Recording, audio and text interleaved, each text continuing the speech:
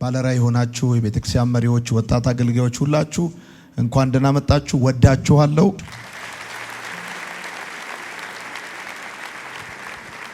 በዚህ የተገኛችሁ ሁላችሁ እኔ ከጌታ ዘንድ መልእክት ተቀብዬ ነው የጠራኋችሁ። የእግዚአብሔርን ቃል እንካፈላለን። ቃሉን እየተካፈልን እንጸልያለን። የምትጽፉ ሰዎች የማይቆሙ ባለራዕዮች ብላችሁ ጻፉ። ይሄ መልእክት ትንቢታዊ መልእክት ነው። ይሄ መልእክት ለአገልጋዮችም ነው። ትልልቅ ነገር ለመስራት በልባችሁ ራዕይ ያላችሁንም ሰዎች የሚመለከት ነው። በኢዮብ መጽሐፍ ምዕራፍ 17 ከቁጥር 1 እስከ 2 እንደዚህ ይላል። በጌታ በኢየሱስ ስም አነባለሁ። መንፈሴ ደክሟል፣ ዘመኔም አጥሯል፣ መቃብርም ተዘጋጅቶልኛል፣ አላጋጮችም ከበውኛል፣ ትኩረቴም ትንኮሳቸው ላይ ነው ብሎ ይናገራል። ከፍ እናድርግ መጽሐፉን በደንብ ከፍ ወደ ላይ። መጽሐፍ ቅዱስ የያዛችሁ ካልያዛችሁ ቀኝ እጃችሁን ከፍ አድርጉ። እኔም ብለውን ከኔ ጋር በሉ። እግዚአብሔር ሆይ አመሰግንሃለሁ፣ ቃልህን እወደዋለሁ፣ ካንተም እማራለሁ። የበዛ ሰላም፣ የማይወሰድ ደስታ፣ የድል ህይወት ዛሬም ነገም ለዘላለም አለኝ። አሜን። ዛሬ የማካፍላችሁ የማይቆሙ ባለራዕዮች በሚል ሐሳብ ነው። አሁን ያነበብኩላችሁ የኢዮብ መጽሐፍ ምዕራፍ 17 ከቁጥር 1 እስከ 2 ያለውን ክፍል ነው። እንደምታውቁት ኢዮብ በምስራቅ ይኖሩ ከነበሩ ሰዎች ሁሉ እጅግ ባለጠጋ የነበረ ሰው ነው። አንዳንድ የታሪክ መጽሐፎች እንደሚናገሩት የሚቆጠሩ 33,000 ንብረቶች የነበሩት፣ የአፉ ቃል ሕግ የሆነ ከአፉ ቃል በኋላ ማንም የማይጨምር ንጉሥ በሰራዊቱ መሃል እንደሚኖር ይኖር የነበረ በጣም ኃያልና ታላቅ ሰው ነበርና አሁን ያነበብኩላችሁ ክፍል ላይ የምትመለከቱት መንፈሴ ደክሟል፣ ዘመኔም አጥሯል፣ መቃብር ተዘጋጅቶልኛል፣ አላጋጮችም ከበውኛል፣ ትኩረቴ ደግሞ ትንኮሳቸው ላይ ነው ብሎ ኢዮብ የተናገረበት ነው። ኢዮብ በፈተና ጥልቀት ውስጥ ሆኖ እንደሚሞት አስቦ እንደነበረ ትመለከታላችሁ። ዘመኔ አጥሯል፣ መቃብሬ ቀርቧል፣ መንፈሴ ደክሟል ብሎ ይናገራል። እግዚአብሔርን የሚፈራ በጣም የተባረከ የአፉ ቃል ሕግ የሆነ በጣም ጃይንት የሆነ ትልቅ እግዚአብሔር የሚወራረድበት ትልቅ ሰው ነው። ነገር ግን የሆነ ምዕራፍ ላይ ሲደርስ ከገጠመው ታላቅ መከራ የተነሳ ያልጠበቀው ነገር በሕይወቱ ከመሆኑ የተነሳ በግልጽ አማርኛ ሲናገር መንፈሴ ደክሟል አለ። ሰው መንፈሱ ከሚደክም ስጋው ቢደክም ይሻላል። ሰው መንፈሱ ሲደክም ስጋው ሲደክም አርፎ ይበረታል። ሰው መንፈሱ ሲደክም ግን ይገርማል፣ ሶፋ ላይ ተኝቶ አልጋ ላይ ተኝቶ አይበረታም። የሰው መንፈስ ሊያበረታ የሚችለው እግዚአብሔር ብቻ ነውና ኢዮብ ሲናገር ምን ይላል? መንፈሴ ደክሟል፣ ዘመኔም አጥሯል፣ መቃብርም ተዘጋጅቶልኛል፣ አላጋጮች ከበውኛል፣ ዱርዬዎች ከበውኛል ይልና ትኩረቴም ትንኮሳቸው ላይ ነው ብሎ ይናገራል። ነገር ግን ይሄን ከተናገረ በኋላ ኢዮብ በሚገርማችሁ ሁኔታ ሲቆም አትመለከቱም፣ ሲቀጥል ነው የምትመለከቱት። እንደቀጠለ ደግሞ የሚነግራችሁ ቁጥር 9 ነው። ቁጥር 9 ላይ ሲናገር ጻድቅ ግን በያዘው መንገድ ይጸናል፣ የንጹህ እጆችም እየበረቱ ይሄዳሉ ይላል። ጻድቅ ግን በያዘው መንገድ ይጸናል ማለት መንፈሴ ደክሟል፣ ዘመኔም አጥሯል፣ መቃብር ተዘጋጅቶልኛል፣ አላጋጮች ከበውኛል ካለ በኋላ ይሄ ሰውዬ መቆምን አማራጩ አላደረግም። ያደረገው አንድ ነገር ነው። ትዝ ሲለው እንደገና ወደ መንፈሱ ሲመለስ፣ ወደ ውስጥ ወዳለው አቅም ሲመለስ አንድ ነገር ነው የተናገረው። ጻድቅ ግን አለ በያዘው መንገድ ይጸናል አለ። በያዘው መንገድ ጻድቅ ግን ይጸናል። በያዘው መንገድ ምንድነው የያዛችሁት? የያዛችሁት ራዕይ፣ የያዛችሁት ቢዝነስ፣ የያዛችሁት ጉዳይ ምንድነው? ጻድቅ በፈተና ውስጥ በቻሌንጅ ውስጥ ሊያልፍ ይችላል። መንፈሱ ሊደክመው ይችላል። ነገር ግን ያቆማል የሚል ነገር አትመለከቱም። እንደውም ሲናገር ንጹህ እጆች ግን እየበረቱ ይሄዳሉ ብሎ ይናገራል። መያዝ ተብሎ የተተረጎመው የዕብራይስጥ ቃል አውካዝ የሚል የዕብራይስጥ ቃል ነው። ትርጉሙ ደግሞ ምን መሰላችሁ? ይሄ የግስ ቃል ነው ወይም ተግባራዊ ቃል ነው፣ የድርጊት ቃል ነው መያዝ የሚለው ማለት ነው። መንገድ የሚለው ደግሞ ዴሪክ የሚል ቃል ነው። ትርጉሙ ጉዞ ማለት ነው። በአጭር አማርኛ የህይወት መንገድ፣ የህይወት ጉዞ፣ የራዕይ ጉዞ አይለቀቅም ማለት ነው። ልክ እንደ ነብር ጭራ ነው። የሆነ ራዕይ ውስጥ ከገባ በኋላ፣ ከጀመርከው በኋላ፣ ከታየ በኋላ፣ ከነካካው በኋላ የምትለቀው ጉዳይ አይደለም፣ የምትጸናበት ጉዳይ ነው። አስጨራሽ ነገሮች ሊገጥሙ ይችላሉ። መፈጠርን እንድትጠላ የሚያረጉ ነገሮች ሊመጡብህ ይችላሉ። ከምንም ነገር አንጻር አይደለም፣ ስለመብላት ስለመጠጣት ምናምን አይደለም። እንደ ማንኛውም ሰው በልተጠጥተ ልብስ ለብሰ የቤት ኪራይ ከፍለ መኪና ነርተ መኖር የምትችልበት ሁኔታ አንተ ጋር ሊኖር ይችላል። ነገር ግን ባለራዕይ ስትሆን ህይወትም እግዚአብሔርም ሰይጣንም ዲማንድ የሚያደርጉት ከዚህ በላይ ነው። ከሚበላ ከሚጠጣ ከሚነዳ በላይ ነው ዲማንድ የሚያደርጉት። ባለራእይ የሆናችሁ ሰዎች ጻድቅ በያዘው መንገድ ይጸናል እንጂ ይወላውላል አይልም። እንደገና ፊቱን አዙሮ ወደ ኋላ ይሄዳል አይልም። ያቆማል አይልም። ራእይ ጀምሮ አገልግሎት ጀምሮ ታላቅ ነገር ጀምሮ ለሀገር የሚሆን ለትውልድ የሚሆን ነገር ጀምሮ ያቆማል አይልም።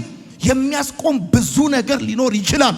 እንድትቆሙ የሚገፋፋችሁ መከራ፣ ችግር፣ መገፋት፣ ጤና ማጣት፣ ገንዘብ ማጣት ምናምን ሊኖር ይችላል። ወዳጆቼ ኢዮብ በጣም የሚገርማችሁ ነገር ልንገራችሁ። በሞት በር ላይ እንዳለ ካሰበ በኋላ 140 ዓመት ከዛ በኋላ ቀጥሎ ኖሯል። ዘመኔ አልቋል ካለ በኋላ፣ መቃብር ተዘጋጅቶልኛል ካለ በኋላ፣ መንፈሴ ደክሟል ካለ በኋላ 140 ዓመት በህይወት ኖሯል። እግዚአብሔር በሚገርም ሁኔታ ክሶታል።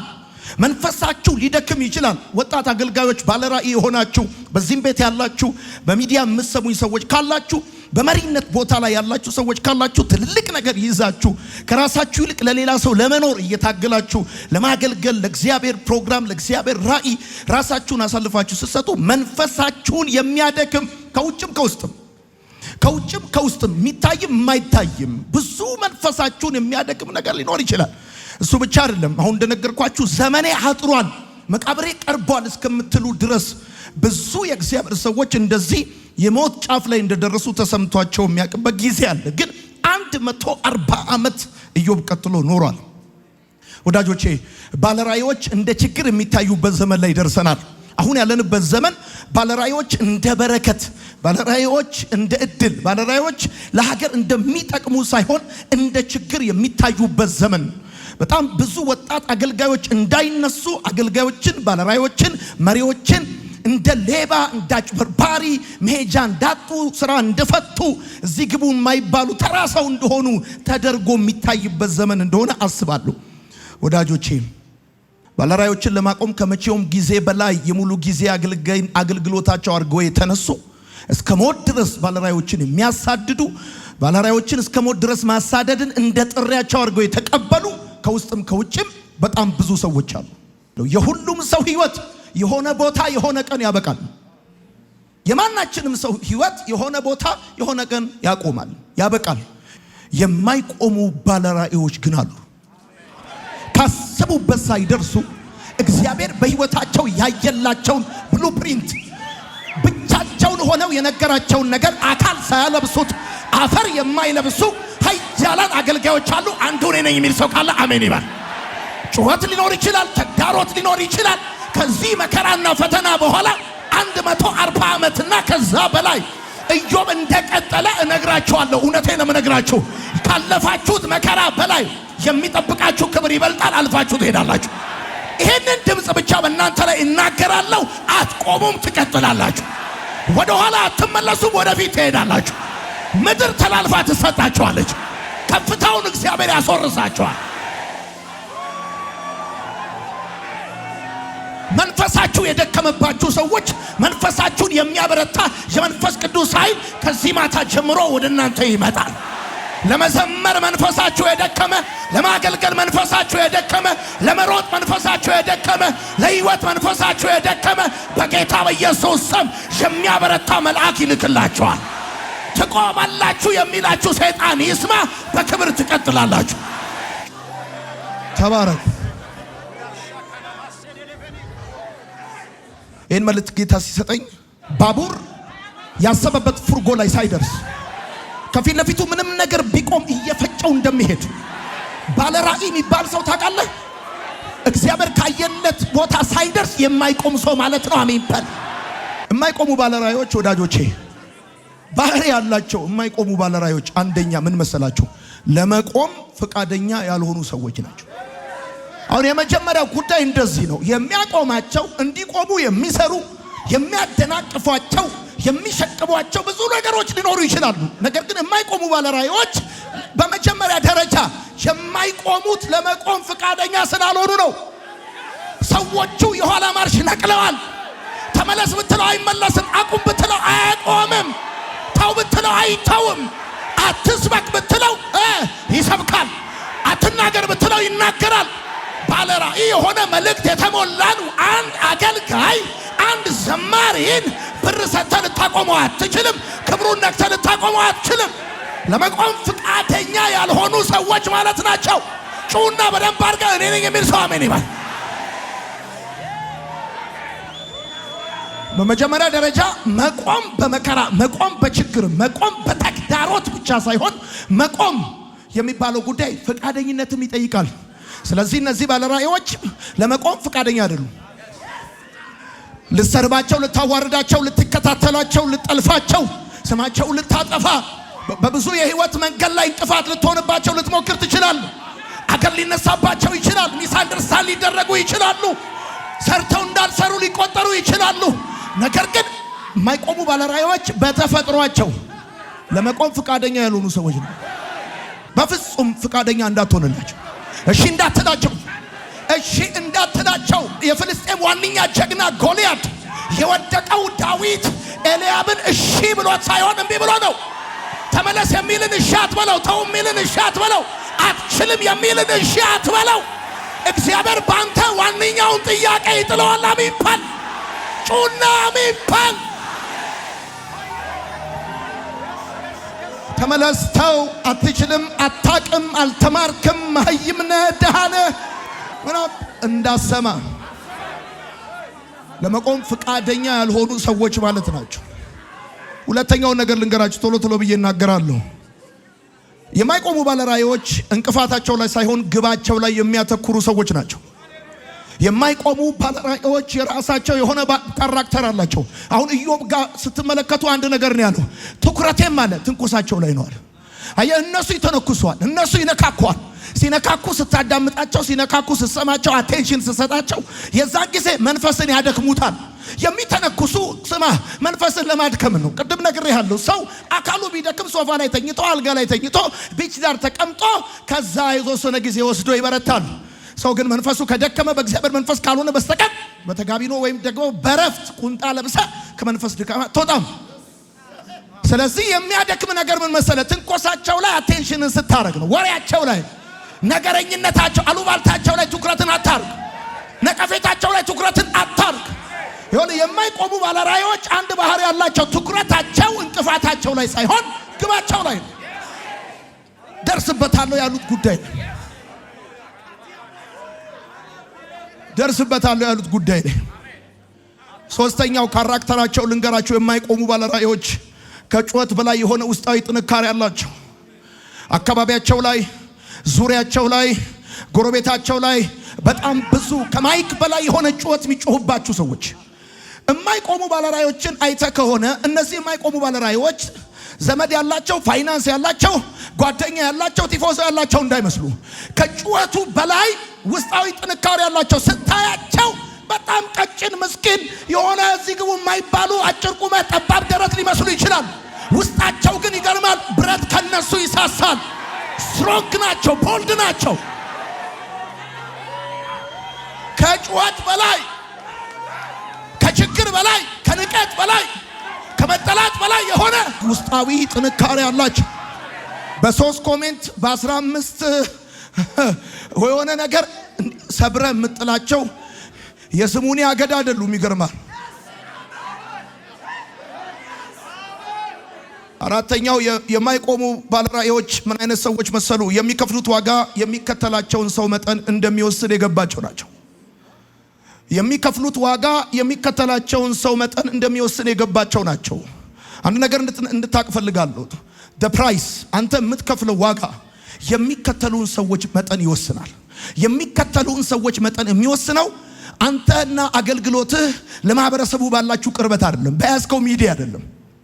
ሌጋሲ የሚኖር ዘመን ተሻጋሪ ተጽዕኖ ፈጣሪ ሰው የምትሆነው በምትከፍለው ዋጋ ነው እንጂ አንተ እጅግ ላይ ባለው ወይም ደግሞ አንተ ስታገለግል አንተ ጋር በሚሰበሰቡ ሀብታም ሰዎች ቁጥር አይደለም፣ ወይም ደግሞ ምስኪን ሰዎች ቁጥር ልክ አይደለም። የማይቆሙ ባለራእዮች የማይቆሙት ለምን መሰለ? የሚከፈለውን ዋጋ ሁሉ ይከፍላሉ። የሚከፈለውን ሁሉ ዋጋ የሚከፍሉት አንድ ነገር ስለሚገባቸው ነው። የሚከፍሉት ዋጋ የሚከተላቸውን ሰው መጠን እንደሚወስድ ያውቃል። ብዙ በከፈልክ ቁጥር፣ ብዙ ዋጋ በከፈልክ ቁጥር፣ ብዙ ባላበ ቁጥር፣ ብዙ በተሰደብክ ቁጥር፣ ብዙ በተናቅ ቁጥር፣ ብዙ በተራብክ ቁጥር ይሄ ረሃብ ብቻ ሆኖ አይቀርም። ይሄ ንቀት ብቻ ሆኖ አይቀርም። ይሄ ስድብ ብቻ ሆኖ አይቀርም። ብረት በማግኔት እንደሚሳብ በምትከፍለው ዋጋ ምክንያት እግዚአብሔር አምላክ አስራት እያደረገ ወንዱን ሴቱን ከቅርብ ከሩቅ የምታዩን የማታዩን እያመጣ ካንተ ጋር ያጣብቀዋል። አሜን በል። ዋጋም ከፍሎ ዝም ብዬ ነው እንዳትል። አምስተኛው የማይቆሙ ባለራእዮች ምን አይነት ባህሪ ያላቸው መሰለ? መስዋዕትነት የሚቆሙትንና የሚቀጥሉትን የሚለይ ወንፊት እንደሆነ ያውቃሉ። መስዋዕትነት የሚቀጥሉና የሚቆሙ አሉ። የማይቆሙ ባለራእዮች መስዋዕትነት ለመክፈል በጣም ራሳቸውን ዝግጁ ያደረጉ ናቸው። እሱ ብቻ አይደለም። የማይቆሙ ባለራእዮች ይገርምሃል፣ አንድ ባህሪ ያላቸው ዝቅ የማለት ችግር የለባቸው። ዝቅ የማለት ችግር የለባቸውም። የትኛውም ሌማን የምትለው እዚህ ገባ የማትለው ተራ የምትለው ሰው ሊሰራው ፈቃደኛ ያልሆነውን ነገር ለመስራት ዝቅ የሚሉ ባለራእዮች የማይቆሙ ናቸው። ብትሰበሰብ፣ ብትማከር፣ የፈለከው ነገር ብታረግ ሰዎቹ ዝቅ ማለታቸውን እስካላቆሙ ድረስ መቀጠላቸውን አያቆሙም። ይገርማል። ማንኛውም ሰው ሊሰራ የማይፈልገውን ነገር አንተ ለመስራት ዝቅ ካልክ አትጠራጠር፣ የሚያቆም አይኖርም። የማይቆሙ ባለራእዮች እሱ ብቻ አይደለም ካራክተራቸው። ሰባተኛው ምን መሰለ? የማይቆሙ ባለራእዮች አቋራጭም ልዋጭም አማራጭም አይጠቀሙም። ብሎኛል ብሎኛል ነው የሚሉት። ነግሮኛል ነግሮኛል፣ አይቻለሁ አይቻለሁ። ሌላ የሚመሳሰል ነገር ሲያመጡላቸው ይሄ አይደለም ይሄን አይደለም የነገረኝ ይሄን አይደለም ያለኝ። የማይቆሙ ባለራእዮች ምን አይነት ባህሪ ያላቸው መሰለ? አቋራጭም ልዋጭም አማራጭም አይጠቀሙም። አገልግሎት አቁምና ሌላ ነገር ስራ እንዲያርግ ብትላቸው ይገርማል። ከተጠሩበት ራእይ ካዩት ህልም ጋር በእግራቸው ይሄዳሉ እንጂ ራእያቸውን አስቀምጠው አንተ ባዘጋጀርላቸው ሰረገላ ላይ አይቀመጡም። ይገርማል። እያበላ እያጠጣ አዳዲስ ልብስ እያለበስካቸው ብታኖራቸው ቁጭ ብሎ አይኖሩልም። ይገርማል። የነሱ እርካታ የነሱ ደስታ ከሚበላና ከሚጠጣ ባለፈ እግዚአብሔር በልጅነታቸው ያኔ በብቸኝነት ገና በወጣትነታቸው በህይወታቸው ሰራለሁ ያለውን ያንን ነገር ለመስራት የጨከኑ ናቸው። አቋራጭ ልዋጭና አማራጭ አይጠቀሙም። በፍጹም እግዚአብሔር ራእይ እንደሰጣችሁ የምታምኑ ሰዎች አቋራጭ ልዋጭና አማራጭ እንዳትጠቀሙ። እግዚአብሔር ይሄን ትሰራዋለህ ካለ በተሻሻለ መልኩ የተለፍቱንም ያህል ዋጋው ቀንሶ ትርፉ ቢጨምር ሌላ እንዳሰራ ያለህን ነው እንጂ የምትሰራው ተመሳሳዩን አይደለም የምትሰራው። በደንብ አድርገህ አሜን በል። የሰማኝ ሰው እዚህ ውስጥ እኔ በነገራችን ላይ በአዲስ ኪዳን ምእመን አለ ብዬ አላምንም። ካህን ያለው ብዬ ነው። ፕሮግራም የሌለበት ሰው የለም እዚህ ቤት ውስጥ ነው። እግዚአብሔር ባንተ ላይ ያለውን ዓላማ አንደርስታንድ አላደረክም ይሆናል እንጂ እግዚአብሔር ፕሮግራም የሌለበት ሰው የለም። በጌታ በኢየሱስም ዛሬ ማታ ቀሰቀስኩ። እግዚአብሔር ወዳየል ክብር ትሄዳል። ስምንተኛው ጉዳይ ምን መሰለ? ባይቻልም ውስጥ ይቻላልን፣ በጨለማ ውስጥ ብርሃንን፣ በፍርስራሽ ውስጥ ከተማን የማየት አቅም አላቸው። የማይቆሙ ባለራእዮች እንደዚህ ናቸው። አይቻልም በሚባልበት ዘመን ይቻላልን ያያሉ። ጨለማ ነው በሚባልበት ዘመን ብርሃንን ያያሉ። ፍርስራሽ ነው በምትልበት ሁኔታ ውስጥ ከተማ ነው ያሉ። ዘጠነኛው ምን መሰለ? የማይቆሙ ባለራእዮች በተስፋ መቁረጥ ላይ ተስፋ የቆረጡ ናቸው። በቃ ዘንድሮ ፈተናው በዝቶባቸዋል፣ ቻሌንጁ በዝቶባቸዋል እና እነዚህና እነዛ የመሳሰሉ ነገሮች መተውባቸዋል ብለህ ልታስቆማቸው ብትሞክር፣ ተስፋ ልታስቆርጣቸው ብትሞክር እነሱ በተስፋ መቁረጥ በራሱ ላይ ተስፋ የቆረጡ ስለሆኑ ቢወድቁም ተስፋ አይቆርጡም፣ ቢገፉም ተስፋ አይቆርጡም። የማይቆሙ ባለራእዮች የማይቆሙት ለምን መሰለ? የማያቆም ነገር ስለሌለ ሳይሆን በተስፋ መቁረጥ በራሱ ላይ ተስፋ ስለቆረጡ ነው። የማይቆሙ ባለራእዮች ተግዳሮት የሌለባቸው ሰዎች አይደሉም። ተፈቶ እንደተለቀቀ ውሃ ግድብን እንደሚጥስ እግዚአብሔር አምላክ በዚህ ዓመት ከጠበቃችሁት ሌቭል በላይ ያስጥሳችኋል። እውነቴን ነው የምነግራችሁ። በአዳኝ እጅ እንዳለ ቀስት ሲወረወር ግቡ ላይ ሄዶ እንደሚሰካ ከእግዚአብሔር እጅ ዘንድሮ ትወነጨፋላችሁ። አሜን ነው። ከሁሉ በላይ የማይቆሙ ባለራእዮች ምን አይነት ካራክተር አላቸው መሰለ? በራሳቸው በራእያቸው ላይ ትልቅ እምነት አላቸው። ወዳጄ በጣም ከባዱ ነገር የሌሎች ሰዎችን አገልግሎት መቀበል አይደለም፣ የራስን አገልግሎት መቀበል ነው። ከባዱ ነገር ሌሎች እንደተጠሩ ማመን አይደለም፣ አንተ እንደተጠራ ማመን ነው። ከባዱ ነገር እግዚአብሔር በሌሎች እንደሚሰራ ማመን አይደለም፣ እግዚአብሔር በአንተ እንደሚሰራ ማመን ነው። ባንተ በትንሹ ባንተ በምስኪኑ ባንተ እዚህ ግባ በማትባል ባንተ ብዙ ውድቀትና መነሳትን ባሳልፍ ባንተ ከተማን ሊገነባ አገርን ሊቀይር የሚችል ነገር እግዚአብሔር እንዳስቀመጠ ማመን ነው የሚከብደው። በነ ቦንኬና በነ ቤኒሂን ወይም ደግሞ በነ ቢሊ ግራሃም እግዚአብሔር እንደሰራ በነ ቄስ በሊና በነ ዶክተር ቶሎሳ እዚህ ሀገር በምታውቃቸው ትልልቅ ሰዎች አማካኝነት እግዚአብሔር እንደሚሰራ አምኖ መቀበል አይደለም ከባዱ ነገር። ሰፈር ላይ ምንም ያክል ጫት ይዘህ በምትታወቅ ባንተ ብዙ ውድቀቶችን ባሳለፍክ ባንተ እግዚአብሔር ራእይ እንደሰጠ አምኖ መቀበል ትልቁ እምነት። የማይቆሙ ባለ ራእዮች ትልቁ ባህሪያቸው ልንገርህ። አንተ አመንክም አላመንክም ተቀበልካቸውም አልተቀበልካቸውም እነሱ እግዚአብሔር በውስጣቸው ባስቀመጠው ጸጋ ላይ እምነት አላቸው። በውስጣቸው ያለውን ራእይ ተቀበለውታል። ሰዎች ይቀበሉኝ ብለህ አትጨቃጨቅ። አንተ እግዚአብሔር የሰጠን ራእይ ከተቀበልከው ይበቃል። በቃ እንደጠራ ካመንክ ትልቅ ነገር እንደያዝክ ካመንክ ይበቃል። ዳስ እስቲ በደንብ አርግና አሜን በል። ኢየሱስ ጌታ ነው። ወዳጆቼ የባለ ራእዮች መንገድ የህይወት መንገድ ቅድም ነግራቸው የህይወት መንገድ የህይወት ጉዞ የባለ ራእይነት መንገድ አይለቀቅም። ጻድቃን ግን የያዙትን መንገድ ያጸናሉ ይላል መጽሐፍ። ያጸናሉ። ተለቃለ ብሎ ሲጠብቁ ጭራሽ አንተ ሌሊቱን ሙሉ ሚስማር እንደሚጠቀጠቅ እየተቀጠቅ ይተዋል ብሎ ሲጠብቁ አንተ እያጠበቅ በቃ ሲሉ አንተ እየጀመርክ ጻድቃን ግን የያዙትን መንገድ ያጸናሉ። ጽንስ ወርና ቀን በቆጠረ ቁጥር መልኩንና ጾታውን እየለየ አጥንቱ እየጸና ሲስተሙ ሁሉ እያደገ እንደሚሄድ አንተ ስማ። የሰው ወሬ ሰምተህ እህል ነው ብለህ አፖርት እንዳታረገው። ውስጥ እየተገላበጠ ያለውን ጉዳይ ዝም ብሎ ምኞት ነው፣ ተራቅሸት ነው፣ ህልም ነው ምናም ብለህ እንዳተው። ቪዥን ነው። ከተወለደ አገር ነው የሚገዛው። እንዳታጨነግፈው ነግሬሃለሁ። ሰዎች አንተ ውስጥ ያለው ራእይ ሊያጨናግፉት አቦርት ሊያደርጉት አይችሉም። አንተ ነህ ዋናው ሰው፣ አንተ ነህ ነግሬሃለሁ። ዋናው ሰው አንተ ነህ። በጌታ በኢየሱስም የተውከው ራእይ ቢኖር ዛሬ ማታ በኢየሱስም ይቀሰቀሳል። ወዳጆቼ የማይቆሙ ባለ ራእዮች የማይቆሙት መንገዳቸው አልጋ ባልጋ ስለሆነ አይደለም። እግዚአብሔር ነው የተናገረኝ። እንደውም የብዙ ባለ ራእዮች የህይወት መንገድ የህይወት ጎዳና በተግዳሮት የተሞላ ነው። በመውጣትና በመውረድ በደስታና በሐዘን በጥያቄና በመልስ በእምነትና በፍርሃት በድልና በኪሳራ በመገረምና በመንከራተት የተሞላ የህይወት ጉዞ ልታሳልፍ ትችላለህ። ባለ ራእይ ነህ። ሁሌ እየተገረምክ አታሳልፍም። እየተንከራተትክ የምታልፍባቸው ጊዜያቶች አሉ። ሁሌ ድል ብቻ አይደለም ኪሳራም ይኖራል። ሁሌ መልስ ብቻ አይደለም ጥያቄም ይኖራል። የባለ ራእይ ህይወት ይገርምሃል። መውጣትና መውረድ አለበት። በቃ ደስታና ሐዘን አለበት። ሁሌ ሳቅ፣ ሁሌ ደስታ፣ ምና ሁሌ ፌስታ የለበትም። ሁሌ ተቀባይነት የለም። ጳውሎስ የሆነ ከተማ ሰዎች ይቀበሉታል፣ የሆነ ከተማ ሰዎች ይቃወሙታል። የሆነ ከተማ ሰዎች ተሰብስበው ይሰሙታል፣ ሌላ ከተማ ሰዎች ተሰብስበው ይወክሩታል። ስለዚህ wherever you go ሰዎች አጨብጭበው እንዲቀበሉ መጠበቅ የለብህም። አፕ ኤንድ ዳውን ሊኖር እንደሚችል ማወቅ አለብህ። መውጣት አለ፣ በባለ ራእይ ህይወት ውስጥ መውረድ አለ፣ ደስታ አለ፣ ሐዘን አለ፣ ጥያቄ አለ፣ መልስ አለ። በጣም በጥያቄ ውስጥ ታልፋለህ። አንተ እጅን ጭነ የሌሎች ማህፀን እየተከፈተ የሌሎች ጥያቄ እየተመለሰ አንተ ቤት ግን ልጅ መውለድና አለመውለድ ጥያቄ ሊሆን ይችላል። በአንተ ፕሮፌሲ፣ በአንተ አገልግሎት፣ በአንተ ቃል ብዙዎች ተጽናንተው አንተ ግን በጥያቄ ውስጥ ልትኖር ትችላለህ። በእጥረት በውጥረት ውስጥ ልትኖር ትችላለህ። ይሄ ማለት አልተጠራህም ማለት አይደል። ይሄ የባለ ራእይ ወጉ ነው። ወግ ማረግ ታውቃለህ? የባለ ራእይ ወግ ማረጉ ይሄ ነው። ይገርማል። እናንተ ባለ ራእዮች ከሆናችሁ ባለ ራእይ 7 ደረጃዎች አሉት። አንድ ባለ ራእይ 7 ደረጃዎች አሉት። ላበረታታችሁ ፈልጋለሁ።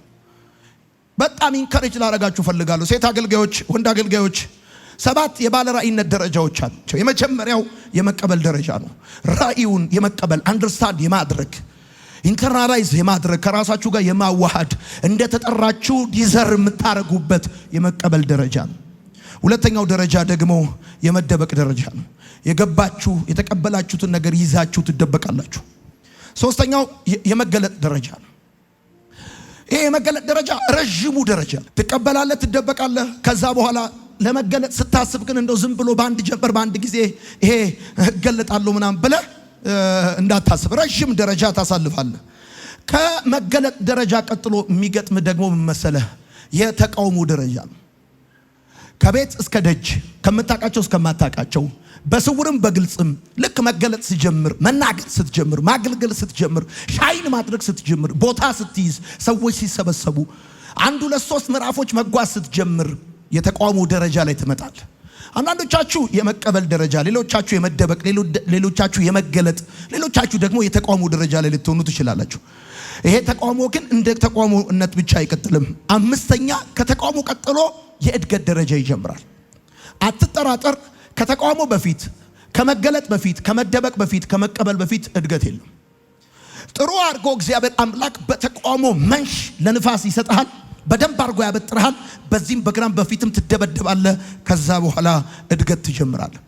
ነገሮች ማደግ የሚጀምሩት ይገርምሃል በአንተ ላይ የተገለጠና ያልተገለጠ ተቃውሞ መነሳት ሲጀምር የዛን ጊዜ ለአቅመ ተቃውሞ ደርሳል ማለት ነው። ለአቅመ አዳም እንደሚባለው በቃ አንተ ቀስትን ተግዳሮትን ለመመከት ስትሮንግ እየሆንክ ነው ማለት ነው። ቆዳክ እየወፈረ ነው ማለት ነው። አሁን አየህ ሰዎች ምላሳቸውን ካላወጡብህ ካላሽሟጠጡ ወይም የሆነ ነገር ከፍ ዝቅ ሊያደርጉ ካልፈለጉ መንገድክ ላይ ሊቆሙ ካልፈለጉ በቃ አሁን ገና ድክ እያልክ ነው ማለት ነው። እያደክ ስትመጣ ሰዎች ወጥረው በርህን ከያዙ በአንድም በሌላ ምክንያት ዲስከሬጅ ሊያደርጉ ከሞከሩ አሁን በቀጥታ የተቃውሞ ደረጃ ላይ መጣል። ከዛ የእድገት ደረጃ ይጀምራል። ከእድገት ደረጃ ቀጥሎ በ6ኛ ደረጃ የብስለት ደረጃ ላይ ትመጣል። በቃ ታድጋለህ፣ ትበስላለህ። እንደጀመሩ መብሰል የለም፣ ትበስላለህ። የመጨረሻው የመብዛት ደረጃ ትበዛለህ። wherever they go የትም ቢሄዱ አንተን እስከማያጡ ድረስ በገቡበት ቀድመ እየገባ ስምህን መስማት እንኳን ባይፈልጉ አንተን ማየት ባይፈልጉ እንኳን ሰላም የሚሏቸው ሰዎች ከአፋቸው ቃል ያንተ ቃል እስከማይጠፋ ድረስ በየቤቱ በየጓዳው የመብዛት ደረጃ ላይ እግዚአብሔር ያመጣል። አንድ እውነት ግን ነግርሃለሁ። ራእይ ከተቀበልክ የትም ሁን፣ አገር ውስጥም ውጭ አገርም ሁን፣ ቀይ ባህር ሙሴን እንዳላቆመው፣ ኢያሪኮ ኢያሱን እንዳላቆመው፣ ዮርዳኖስ ኤልያስና ኤልሳን እንዳላቆማቸው አንተንም በጌታ በኢየሱስ ስም የሚያቆም ነገር አይኖርም። ኤልያስና ኤልሳ ከገልጌላ ተነስተው ከቤቴል ተነስተው ኢያሪኮ እንደደረሱ አንተ ካሰብክበት የማትደርስበት ምንም ምክንያት የለም። ሙሴ 600,000 ሕዝብና ከዛ በላይ ይዞ ኤርትራ ቀይ ባህር እንዳላቆመው እውነቴን ነው የምነግርህ። እግዚአብሔር ለትልቅ ነገር ከጠራ እንኳን ትናንሽ ነገር ትላልቅ ነገር ማያቆምህ። አሜን በል። በደንብ ጩህና አሜን በል። ዛሬ የሆነ መንፈስ ተካፍለ ትሄዳለህ። ራእይን በጌታ በኢየሱስ ስም አካል ይዞ ታየዋል። ትዝ ይላችኋል ዮሴፍ በ18 ዓመቱ ነው ራእይ ያየው። 10 ጨካኝ ወንድሞች ክፉ ሴት እስር ቤት መተውበታል፣ ግን ሊያቆሙት አልቻሉ። 10 ጨካኝ ወንድሞች ገጥመውታል። ክፉ ሴት አጋጥመዋለች፣ እስር ቤት አጋጥሞታል። እግዚአብሔር ግን ይገርምሃል ህልሙን በእጁ አሳልፎ ሰጥቶታል። እውነቴን ነው የምነግርህ፣ ጨካኝ ሰዎች በመንገድህ ላይ ሊገጥሙ ይችላሉ። ክፉ ሰዎች በመንገድህ ላይ ሊቆሙ ይችላሉ። ባልጠበቅከው ነገር ልትወነጀል ትችላል። ግን አንድ እውነት እነግርሃለሁ፣ ዮሴፍ በ17 ዓመቱ ያየውን ህልሙን በጣም በሚገርም ሁኔታ እነዚህ ሁኔታዎችን ሁሉ አልፎ እግዚአብሔር እንዳስጨበጠው ልክ እንደዛ ክፉ ሰዎች ሊያቆሙ አይችሉም። አሜን በል። ዳዊት ወታደር ያለው የታክስ አቅም ያለው አማካሪ ያለው የተናደደ ንጉሥ ሊያቆመው አልቻለም። እደግመዋለሁ፣ ዳዊትን ያሳደደው ወታደር ያለው ንጉሥ ነው። የታክስ አቅም ያለው ንጉሥ ነው። አማካሪዎች አሉት እና አኪጦፌልን የመሳሰለ የተናደደ ንጉሥ ሊያቆመው አልቻለም።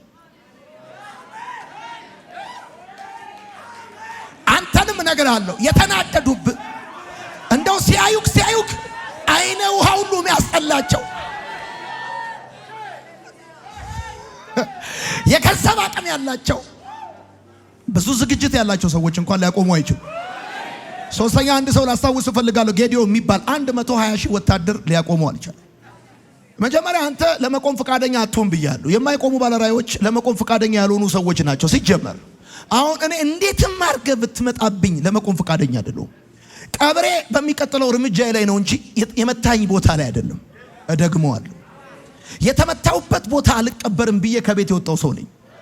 ተመትቼም ቢሆን እንኳን እንደተመታው እንደደማው እንደቆሰልኩ እያወቅኩ ቁስሌን በአንድ እጄ ይዤ በሚቀጥለው እርምጃ ላይ እቀበራለሁ እንጂ የተመታውበት ቦታ ላይ ለመሞት ፈቃደኛ የሆንኩ ሰው አይደለሁ። ይሄኛውን ብዘጋብኝ ያኛውን አንኳኳል። ይሄኛውን ብታበላሽብኝ ያኛውን ጀምራለሁ። በዚህ ጋር ብትመጣብኝ በዛ ጋር ቀጥላለሁ። ልክ እንደ ይስሐቅ ይሄኛውን ብትደፍንብኝ ሌላኛውን ቆፍረዋለሁ። ውሃው ያለው መሬት ውስጥ ሳይሆን በእኔና በእግዚአብሔር መካከል ባለው ኪዳን ውስጥ እንደሆነ አውቃለሁ። wherever I go እጄን ጭኜ ውሃ ይወጣልኛል። አሜን በል። የሆኑ አገልጋዮች ተነስተው ነበር፣ ቆሙ። ለምን ቆሙ? ለመቆም ፈቃደኛ ሆነው ቆሙ። ብራዘር፣ የእግዚአብሔር እቅድ አይቆምም፣ አንተም አትቆም። የእግዚአብሔር ተስፋ አይቆምም፣ አንተም አትቆም። የእግዚአብሔር ጥሪ አይቆምም፣ አንተም አትቆም። አሜን በል። ሌላ ለምሳሌ ከመጽሐፍ ቅዱስ ያልቆመ ሰው ልንገር። ጳውሎስ ይባላል። መታሰር፣ መደብደብ፣ መታሰር፣ መገረፍ፣ አደጋ ሊያቆመው አልቻለም። እሱ ብቻ ነው። ኢየሱስን አይተዋል። ሰይጣን ሊያቆመው አልቻለም። ክፉ ሰዎች፣ የወዳጅ ክዳት ሊያቆመው አልቻለም። አሁን አንዳንድ አገልጋይ፣ አንዳንድ ጥሪ፣ አንዳንድ ራእይ ያለበት ሰው ወዳጆቼ ከዱኝ ብሎ አቁሟል። ጥግ ይዟል። ብራዘር፣ እንኳን አንተ የተከተልከው ጌታ እንኳን የወዳጅ ክዳት አጋጥሞታል። ክፉ ሰዎች አጋጥሞታል። ጠላት ሰይጣን አጋጥሞታል። ግን ሊያቆሙት አልቻለም። የመጣበትን ዓላማ አሳክቶ ነው የሄደው። ባለራእይ የሆናችሁ ሰዎች በደንብ አድርጋችሁ ስሙኝ። እዚህም ቤት ከዚህም ቤት ውጭ ያላችሁ ባለራእዮች በመንገዳቸው ላይ 3 ሰዎች ያጋጥሟቸዋል። የመጀመሪያዎቹ ሰዎች የባለራእይ ጠላቶች ናቸው። ሁለተኛዎቹ የባለራእይ ገዳዮች ናቸው። ሶስተኛዎቹ የባለራእይ አራማጆች ናቸው። የባለራእይ ጠላቶች ሊያጋጥሙ ይችላሉ። ወዳጄ፣ እነዚህ የባለራእይ ጠላቶች እነማን መሰሉ? ባለራእዮችን የሚጠሉ ሰዎች እንዳሉ ማወቅ አለብህ። እነዚህ ሰዎች አሉ። በቃ ባለራእይን የሚጠሉ ሰዎች አሉ። ባለራእይን የሚጠሉ ሰዎች አሉ። እነዚህ ሰዎች ምን አይነት ሰዎች መሰሉ? አንደኛ፣ ከራእይና ከህልም የተነሳ ብቻ የሚጠሉ ሰዎች እንዳሉ ማወቅ አለብህ። ስለበደልካቸው፣ ስለነካቸው፣ ስለደረስክባቸው ሳይሆን ከራእይና ከህልም የተነሳ ብቻ የሚጠሉ ሰዎች አሉ። እሰራዋለሁ፣ አሳካዋለሁ፣ ደርስበታለሁ፣ እይዘዋለሁ፣ አደርገዋለሁ ብለህ ስትነሳ የሚጠሉ ሰዎች አሉ። የመጀመሪያ ይሄን ማወቅ አለብህ። መጽሐፍ እንደሚናገር ኤርምያስ ላይ ያለ ምክንያት የሚጠሉኝ ምንኛ በዙ ይላል። ሰዎች አንተን እንዲጠሉ ምክንያት አያስፈልጋቸውም። ያለ ምክንያትም ልትጠላ እንደምትችል መጽሐፍ ቅዱስ ይናገራል። በተለይ ስማ፣ አሁን ቁጭ ብለህ የሚጠላ እንደሌለ የተሰማ ሰው የሚጠላ እንደሌለ የተሰማ እስክትንቀሳቀስና አንዳንድ ነገር ማድረግ እስክትጀምር ነው። እስቲ ይሳካል፣ እስቲ ብቅ በል፣ እስቲ መርብህ፣ እስቲ ብድግ በል፣ እስቲ ተራመድ። አሁን ጸጥ ያሉ ስለሚወዱ እንዳይመስልህ፣ አንድ አይነት ስለሆንክ፣ እኩያ ስለሆንክ፣ ስለተመሳሰልክ ነው። ልዩነት ማምጣት ስትጀምር ልዩነት የማይወድ ክፉ መንፈሳል የተመታ ይሁን። አሜን በል። የባለራእይ ጠላቶች አንደኛ ከህልምና ከራእይ የተነሳ ብቻ የሚጠሉ ናቸው። ሁለተኛ ምንም ጥሩ ነገር የማያዩብህና የማያገኙብህ ሰዎች ናቸው። እንዴትም አድርገህ ብትታጠብ ብትቀሸር፣ ታጥቦ የተቀሸረ ቡና እንደሚባለው እንዴትም አድርገህ ብትታጠብ ብትቀሸር፣ እንከን አልባ ለመሆን እጸጽ አልባ ለመሆን ብትሞክር፣ የባለራእይ ጠላቶች መቼም ባለራእዮችን ወደው ያውቁ። ምንም ጥሩ ነገር አይታያቸውም ካንተ። ምንም ጥሩ ነገር አያገኙብህም። በስመ አብ ወልደ መንፈስ ቅዱስ ብትልና አሚን ብለህ ፕሮግራሙን ብትጨርስ አባባልህ ተብሎ 16 ቦታ እስኪሰነጠቅ ድረስ ኮሜንት ያላቸው ሰዎች ይነሳሉ። በቃ እንዲሁ። ሶስተኛውን ነገር ልንገርህ። የባለራእይ ጠላቶች ምን አይነት ሰዎች መሰሉ? ተራ ሰው እንጂ ባለራእይ ሰው የለም ብለው የሚያምኑ ሰዎች አሉ።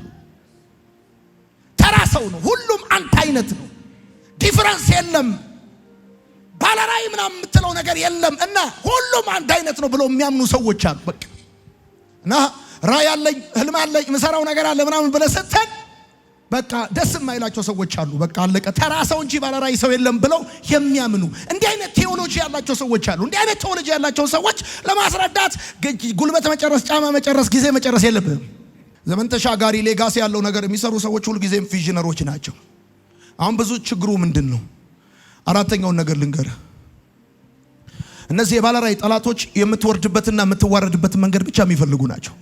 ሁልጊዜም እንዳትረሳ፣ እግዚአብሔር ህልም ሰጥቶ ራእይ ሰጥቶ ስትንቀሳቀስ የምትወርድበትን ከወጣበት ከፍታ፣ የምትዋረድበትን እግዚአብሔር ከሰጠ ክብር የሚያፈላልጉ ሰዎች ናቸው። የባለራእይ ጠላቶች ስማ ራእይን እንድትጠራጠረውና እንድትጥለው የሚፈልጉ ሰዎች ናቸው። ብዙ ጊዜ አጋጥመውኛል። እግዚአብሔር እንደጠራኝ እንድጠራጠር ጥሬን እንድጥለው የመከሩኝ የገፋፉኝ የሞከሩ ብዙ ሰዎች አጋጥመውኛል። አንተ ነጋዴ እንጂ አገልጋይ አይደለም ብለው በድፍረት የነገሩኝ ሰዎች አጋጥመውኛል። አሉ የባለራእይ ጠላቶች አሉ። ጥሪህን እንድትጠራጠረው እንኳን ጥሪህን አይደለም ጾታን እስክትጠራጠር ድረስ ፕሮግራም ይዘው ካሪኩለም ቀርጸው የሚከተሉ ሰዎች አሉ። እግዚአብሔር ካንተ ጋር ቢሆን ቢጠራ ምናምን የሚሉ ሰዎች አሉ። እሱ ብቻ አይደለም ምንም እየሰራ እንዳልሆነ እንዲሰማ የሚያደርጉ ሰዎች አሉ። ምንም እየሰራ አይደለም። አሁን አንተ ትላለህ፣ ትሞክራለህ፣ ትጽፋለህ፣ ታወራለህ፣ ታገለግላለህ፣ ትሄዳለህ፣ ትወጣለህ፣ ትገባለህ። ይሄው ስንት ዓመት ግን ምን አመጣ ብለው ሊያጣጥሉ ምንም እየሰራ እንዳልሆነ ባዶነት እንዲሰማ ዘመን መጨረስ ጊዜ መጨረስ ጫማ መጨረስ ብቻ እንደሆነ እንዲሰማ የሚሞክሩ የሚጥሩ ሰዎች አሉ። እነዚህ የባለራእይ ጠላቶች ናቸው። እነዚህ የባለራእይ ጠላቶች ምን አይነት ባህሪ ያላቸው መሰለ? ከሌሎች ሰዎች ጋር ያወዳድሩሃል። አንተ ከጀመርክ 1 ዓመት ነው፣ ከጀመሩ 30 ዓመት ከሞላቸው ከነ ፓስተር ክሪስ ጋር ያነጻጽረዋል። አንተ ከጀመርክ 5 ዓመት ነው፣ ከጀመሩ 50 ዓመት ከሞላቸው ከነ ሙሉ ወንጌል ጋር ያወዳድሩሃል። 100 ዓመት ከሞላቸው ከነ መካነ ኢየሱስ ጋር ያወዳድሩሃል። ከዛስ እንድታቆም ነው የሚፈልጉት፣ እንድትቀጥል አይፈልጉም። ከሌሎች ጋር ያወዳድሩሃል። ከዛስ ድንቅ አድርገው ራስን ያሳዩዋል። በቃ አሉ የባለራእይ ጠላቶች። እሱ ብቻ አይደለም። እነዚህ የባለራእይ ጠላቶች ባገኙት አጋጣሚ ያሳልፈው ይሰጡሃል። እነዚህ የባለራእይ ጠላቶች ካላወሩ ማኪያቶ የማይጠጣላቸው ምግብ የማይዋጥላቸው ሰዎች ናቸው። በቃ wherever they go ስምህን ባፋቸው ካላላመጡ እህል አይዋጥላቸውም፣ ማኪያቶ አይጠጣላቸውም። አንተ የማኪያቶአቸው ማወራረጃ የምግባቸው ማላመጫ አርገው እንደ አፒታይዘር የሚጠቀሙ ሰዎች እንዳሉ ማወቅ አለብህ። ደስ የማይላቸው ስምህን ካላነሱ በሳምንት ውስጥ አንድ እውነት ግን እነግርሃለሁ። ሰዎች የሆኑ ሰዎች ኮንቲኒየስሊ ያንተን ስም እያነሱ ካወሩ እመነኝ እነዛ ሰዎችን አንተ እና አገልግሎት ጆሮአቸውን በስቷቸዋል። ስላንተ ሳያወሩ ስላንተ ሳይናገሩ ስላንተ ሳያስቡ አንተን ሳይከታተሉ ምን እንደለበስክ ምን እንደተናገርክ ሳያዳምጡ ከዛ ሁኔታ ውስጥ የሆነ ነገር ሳያወጡ መኖር አይችሉም። ምክንያቱም አንድ ነገር ኮንቲኒየስሊ ስለ አንድ ነገር የሚያወራው ለተገዛለት ጉዳይ ብቻ ነው። ጆሮህን ለተበሳለት ነገር ብቻ ነው ሁል ጊዜ የምታቀነቅ ነው። ሰው እነዛ ሰዎች ሳያውቁት ኢንዳይሬክትሊ በአንተ አገልግሎት ተጽዕኖ ስር ወድቀዋል።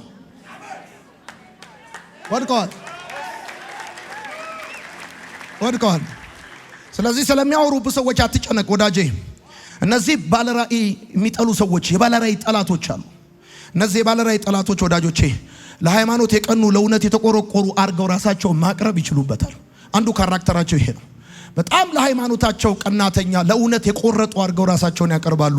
እሱ ብቻ አይደለም፣ በሐሜት መርዝ በሰው ልብ ውስጥ ሊገሉ ይሞክራሉ። መልካሙን መልካም ለማለት የታደሉ አይደሉም። ስህተትን ለመናገር ግን ተዘጋጅተው የሚጠብቁ ናቸው። የባለራእይ ጠላቶች ባለራእዮች ያደረጉትን መልካም መልካም ብለው ለመናገር የታደሉ አይደሉም። ስህተታቸውን ለመናገር ግን ተዘጋጅተው የሚጠብቁ ናቸው። ተዘጋጅተው ከማንም በፊትና ከማንም በላይ የባለራእዮችን ስህተት ፈልገው ለመናገር የሚሞክሩ ሰዎች ናቸው። የባለራእይ ጠላቶች እንዳትረሳ፣ ስለማይሰሩ አይሳሳቱ። አንተ ደግሞ ስለምትሰራ ትሳሳታለህ። ስለምትራመድ ሸፋፋ መሆንና ለመሆን ይታወቅብሃል። ሸፋፋ መሆኑና ለመሆኑ የሚታወቀው የሚራመድ ሰው እንጂ የተቀመጠ ሰው አይደለም።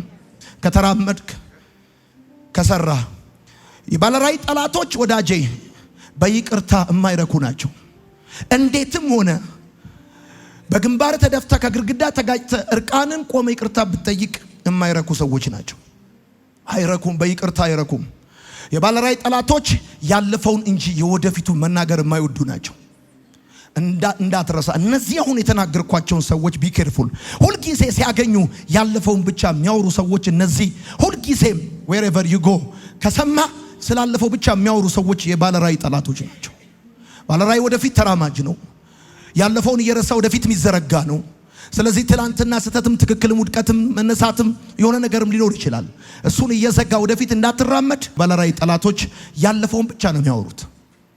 አንተ ዶክተር ሆናል፣ ፕሮፌሰር ሆናል። እነሱ የሚያወሩት ያኔ በልጅነት ኳስ ስትጫወት ተለብሰው ስለነበረው ቀዳዳ ቁምጣ ይነግሩሃል። ባወሩ ቁጥር ሁል ጊዜ የሚጀምሩት ከስተት፣ ከጉድለት፣ ከቀዳዳ እየተነሱ ያወራሉ። በእነዚህ አይነት ሰዎች ልብ እንዳይወርድ ይፈልጋሉ። ልብ እንዳይወርድ የጀመርከውን ራእይ እንዳታቆም። እነዚህ ሰዎች ደግሞ ከውጭ ብቻ አይደለም ከውስጥም ሊኖሩ ይችላሉ። ወዳጆቼ የዮሴፍ ወንድሞች ለባለ ራእይ ጠላቶች ጥሩ ምሳሌ ናቸው። ከህልሙ የተነሳ ብቻ ጠሉት፣ ሊገሉት አሰቡ፣ ለባርነት አሳልፎ ሸጡት። የቤተሰባቸውንና የሀገራቸውን ኮከብ ሸጡት። አይታቸዋል። በየእግር ኳስ ክለቡ ኮከብ ተጫዋቾች አሉ። ኮከባቸውን የሚሸጡ አሉ። ኮከባቸውን የሚሸጡ ኮከብ አይሸጥ። ለአርጀንቲና ሜሲ ኮከብ ነው። ለፖርቹጋል ሮናልዶ ኮከብ ነው። ሀገር ኮከቧን አይሸጥም። ክለብ ሊሸጥ ይችላል ትርፍ ስለሚያገኝበት። ነገር ግን ይሄ የዮሴፍ ወንድሞች የቤተሰባቸውንና የሀገራቸውን ኮከብ ነው የሸጡት።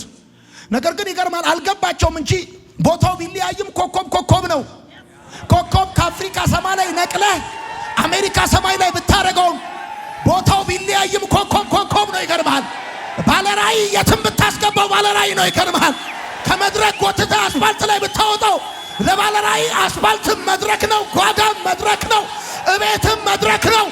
አገልግሎቱን ልታቆመው አትችልም። አሜን በል።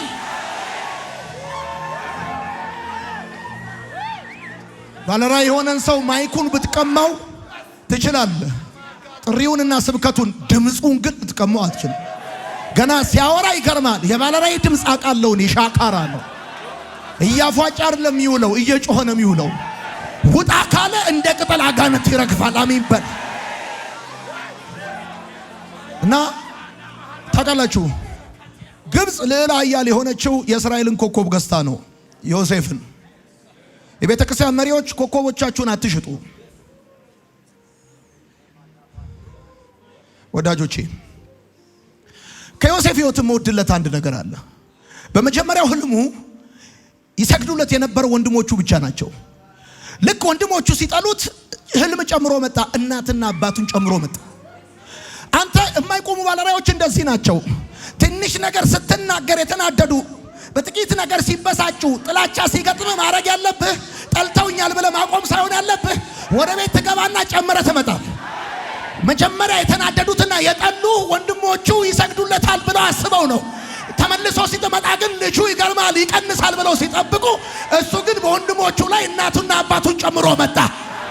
ስማ፣ ለሚጠሉ ሰዎች መድኃኒቱ ጥላቻቸውን ምክንያት አድርገህ ማቆም ሳይሆን ለሚጠሉ ሰዎች ምክንያት መልሱ መድኃኒቱ እየጨመርክ ማየት፣ እየጨመርክ መስራት፣ እየጨመርክ መሰመር፣ እየጨመርክ መሮጥ። ጩሁና በደንብ አድርገህ አሜን በል። ከዮሴፍ ሕይወት የምወድለት ይሄንን ነው። በመጀመሪያው ህልሙ ወንድሞቹ ነበሩ የሚሰግዱለት፣ ጠሉት ይላል መጽሐፍ። ጠላችሁኛው በቃ እሺ ብሎ ሄደና ተኝቶ መጣ። እንደገና ተኝቶ መጣ። አረኩድ አለ። እኔ በመጀመሪያ ተኝቼ እናንተ ነበር ያየሁት። ደግሜ ስተኛ ፋዘርም ማዘርም ተጨምሯል። በመጀመሪያው እንቅስቃሴ፣ በመጀመሪያው መገለጥ በከተማ ደረጃ የጠሉ ሰዎች ጨምርና በአገር ደረጃ ትቀጥላል። አሜን በል በደንብ አድርገህ። በአጥቢያ ደረጃ የተጠላችሁ ሰዎች፣ በትንንሽ ጉዳይ የተጠላችሁ ሰዎች፣ በሱቅ የተጠላችሁ ሰዎች፣ ያንን ሱቅ መዝጋት አይደለም መፍትሄው። በሱፐርማርኬት ደረጃ፣ በፋብሪካ ደረጃ፣ በትልልቅ ሁኔታ ደረጃ መጨመር። ጩና በደንብ አድርገህ አሜን በል። እኔ አሁን ከዚህ በኋላ ሰዎች ይሰሙኛል አይሰሙኝም የሚለው ጉዳይ አይደለም የሚያሳስበኝ። ከዚህ በኋላ ነው የሚያሳስበኝ ሌጋሲ ነው። የዛሬ 10 ዓመት ዮናታን እንትና የሚባሉ አገልጋዮች ጀመሩ። የዛሬ 10 ዓመት እንትና የሚባሉ አገልጋዮች ጀመሩ። ይገርማል። በጣም ቀላል በሚመስል ሁኔታ ግን ከባባድ ሁኔታዎች እያለፉ ቴሌቪዥኑ መጣ፣ መሬቱ መጣ፣ ሰው መጣ፣ የሆነ ነገሩ መጣ አይደለ? አሁን አንተ ስታስበው ከባድ ሊመስል ይችላል። ነገር ግን ያንተ ታይም ያንተ ሲዝን ስለሆነ ከሌለበት እግዚአብሔር እያመጣ በእጅ አሳልፎ ይሰጣል። ታላላቅ ነገሮች አካል ሲይዙ ታያለህ። እግዚአብሔር የአፍህን ቃል ሕግ ያደርገዋል። አሜን በል። አትቆምም ይላል ጌታ። የእግዚአብሔር ቃል ሲናገር እንደዚህ ይላል። ኢሳይያስ መጽሐፍ ምዕራፍ 60 ቁጥር 15 እንደዚህ ይላል፣ የተተውክና የተጠላ ቢሆንም ይላል። ሉክ ያው የተተውሽና የተጠላሽ ማንም ሰው የማያልፍብሽ ብትሆኝም እንኳን አሁን የተተውክና የተጠላ ብትሆን እንኳን እኔ የዘላለም ትምክት የትውልድ ሁሉ ደስታ አደርግሻለሁ። ይሄንን አሚን ብለህ ካልወሰድክ አምሶሪ አዝናለሁ። ይከርማል።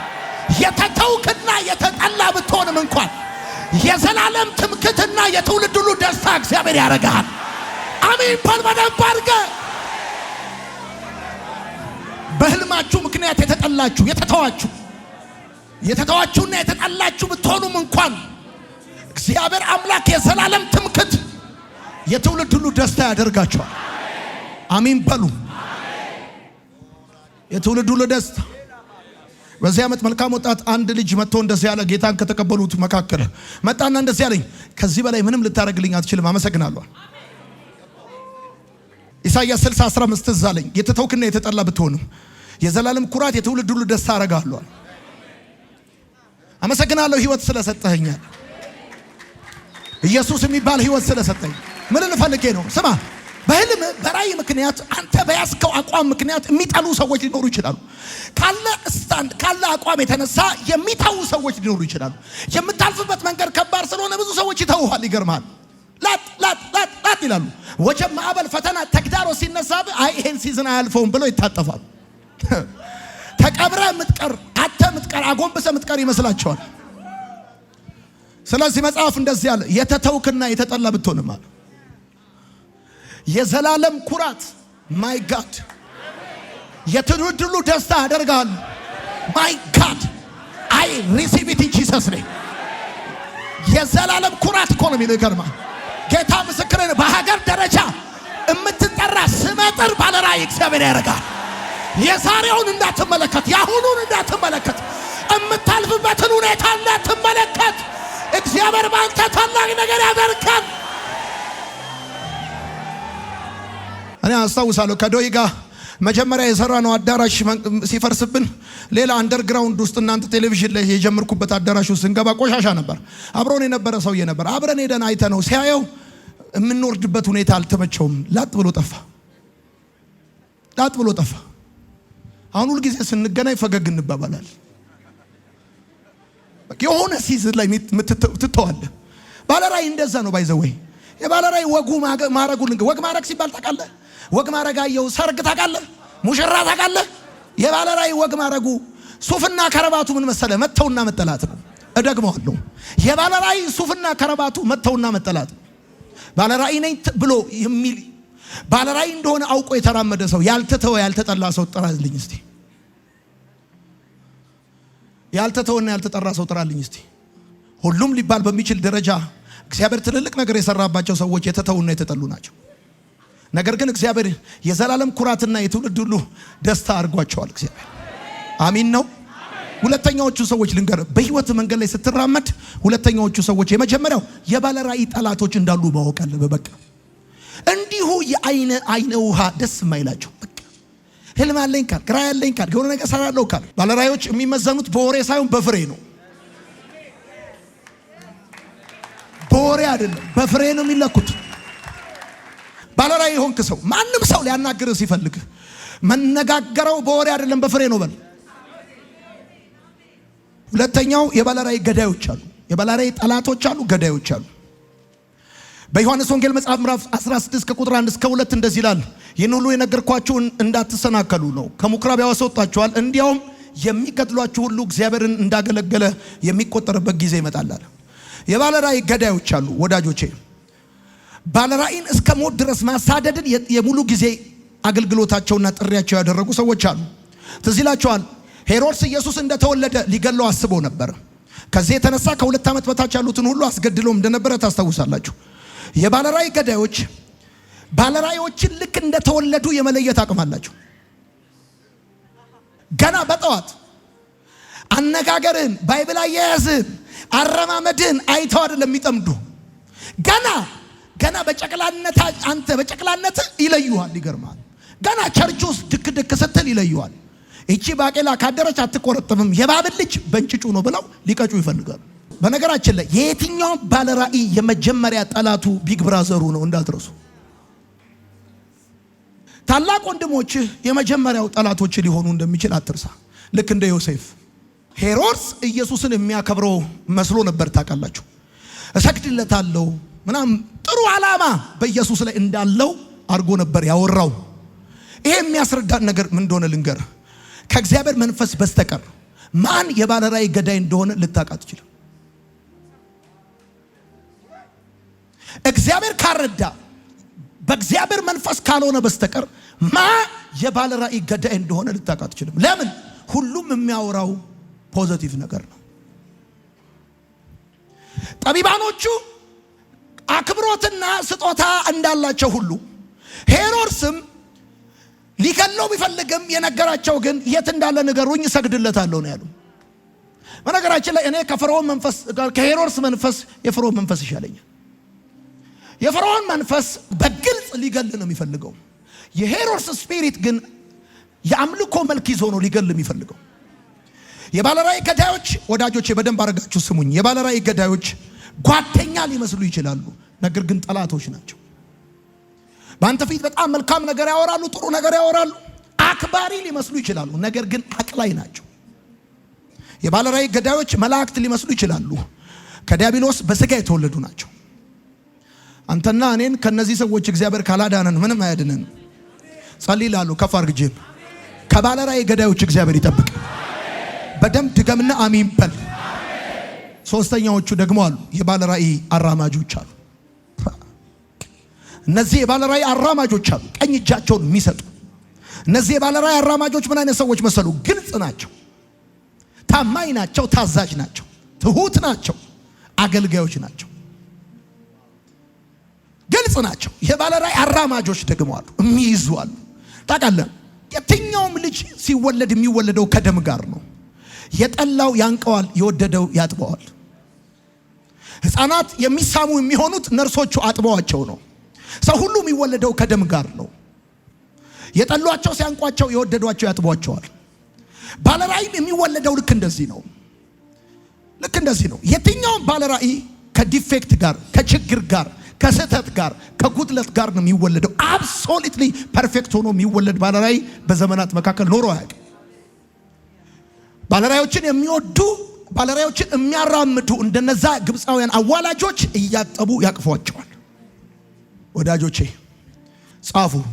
በምንም ምክንያት አትቁም፣ እንዳትቆም። አንደኛ በወሬ ምክንያት እንዳትቆም። ምናልባት መጥፎ ብለው ጠርተው ወይም አውርተውብል ሊሆን ይችላል። በወሬ ምክንያት እንዳትቆም። ወሬ ማለት የደመና ጭነት ማለት ነው። የደመና ጭነት ነው። ከሳምንት በኋላ እንደ ገለባ ይበተናል። መጥፎ ነው ብለው ጠሩኝ ወይም አወሩብኝ ብለህ እንዳትቆም። በአንደኛ ዜና መጽሐፍ ምዕራፍ 4 ቁጥር 9 ላይ ትዝ ይልሃል። የያቤጽ እናት ሐዘን ነው ብላ ጠርተው ነበር። ጸልዮ ግን ከሐዘን ወደ ደስታ ተለወጠ። ዶንት ፎርጌት ይሄንን ወዳጆቼ። ሐና ልጅ የላትም ብለው ተሳልቀውባት ነበር። ሰካራም ብለዋት ነበር። እግዚአብሔር ግን የልጅ እናት አድርጓታል። በጣም ብዙ ሰዎች በወሬ ምክንያት ይቆማሉ። በወሬ ምክንያት እንዳትቆም። በወሬ ምክንያት እንዳትቆም። አንድ እሱን እነግርሃለሁ። በፍጹም በወሬ ምክንያት እንዳትቆም። ወሬ የደመና ጭነት ነው። ሁለተኛው ነገን በመፍራት ምክንያት እንዳትቆም። የሮማውያን ወታደሮች ሲናገሩ እንደዚህ ይላሉ፣ ፈሪ ሺህ ጊዜ ይሞታል፣ ጀግና አንድ ጊዜ ይሞታል ይላሉ። ጀግና አንተ ነገን በመፍራት እንዳትቆም። ምን ሆናለሁ? ልጆቼ ምን ይሆናሉ? እንዴት ቀጥላል? ሰዎች ምን ይሉኛል? ለወርቅ እችላለሁ። በመፍራት እንዳትቆም። እዚህ ያላችሁ ወጣት ባለራእዮች፣ አገልጋዮች፣ በሚዲያ የምትሰሙ ሰዎች ከኔ እንድትማሩ የምፈልገው ነገር ቢኖር ያልፈጠረብኝ ነገር ቢኖር ይገርማል፣ ፍርሃት ነው። አንደኛ አልቆምም፣ ሁለተኛ ብቻዬን እራመዳለሁ፣ ትልልቅ ነገር አይቻለሁ፣ ህልሜ ጋር ደርሳለሁ፣ አለቀ። ነገን በመፍራት እንዳትቆም። አሁን አንዳንዱ ሰው ነገን በመፍራት ነው የሚቆመው። አሁን ነገ ምንድን ነው? ነገ እንዴት ነው የሚሆን? እንዴት ነው የሚቀጥለው? ሶስተኛው ውጤት በማጣት ምክንያት እንዳትቆም። እንደ ባለራእይ ትደክማለህ፣ ትሮጣለህ፣ ትለፋለህ። የሆነ ሲዝን የሚጨበጥ ነገር ላታገኝ ትችላለህ። እንደምታስበው ያህል ላያፈራ ይችላል። እንደምታስበው ያህል ሰው ላይ ሰማ ይችላል። የመጀመሪያ ቪዲዮ ፖስት አደርጋለሁ፣ ብዙ ሰው ላይ ይችላል። የመጀመሪያ ትምህርት ልታስተምር ትችላል፣ ብዙ ሰው ላይ ሰማ ይችላል። ሰዎች አላዩህም ማለት አንተ የምታወራው ነገር ሰብስታንስ የለውም ማለት አይደለም። ውጤት በማጣት ምክንያት እንዳትቆም። እንዳትቆም። እውነቴን ነው የምነግርህ። ውጤት አጥቻለሁ ብለህ እንዳትቆም። አልሰሙኝም ብለህ እንዳትቆም። አላዩኝም፣ አልተቀበሉኝም ብለህ እንዳትቆም። ዘርቼ አልበቀለልኝ ብለህ እንዳትቆም። ቆፈርኩት መተው ያዙብኝ ብለህ እንዳትቆም። ቀጥለህ ቆፍር በለው፣ ድገመው፣ ቀጥል፣ ጠጋበል። ድንጋያማውን መሬት ቆፍረህ ውሃ ወጣለት እንደሚል ውሃው ያለው መሬት ውስጥ ቢሆን ኖሮ ከሱ ጋር ከመከራከር እነሱም ይቆፍሩ ነበር። ውሃው ያለው በእግዚአብሔርና በይስሐቅ መካከል ባለው ኪዳኑ ስለሆነ አትጠራጠር። መሃል አስፋልት ላይ እጅን ብትጭን ውሃ ይወጣልሃል። ኮቨነንቱ ያለው አንተ ጋር ነው። ጩና አሜን በል። አራተኛ በጩኸታቸው ምክንያት አትቆም፣ እንዳትቆምሽ። ከማይክ በላይ የሚጮሁ ሰዎች ሊኖሩ ይችላሉ። አንድ ነገር ላስታውስ እፈልጋለሁ። በተለይ ኢትዮጵያዊ ባለራዕይ ከሆንክ ኢትዮጵያ ውስጥ ሰው በህይወት እያለ ጀግና እንደማይባል እንዳትረሳ። ኢትዮጵያ ውስጥ ሰው ጀግና የሚባለው ሲሞት ብቻ ነው። ስለዚህ በጩኸት ምክንያት መቆም የለብም። ከማይክ በላይ የሚጮሁብህ ሰዎች ሊኖሩ ይችላል። ዴድ ናይት እንዳትቆም። አምስተኛው በምቾት ምክንያት እንዳትቆም። ይሄ ከባዱ ነው።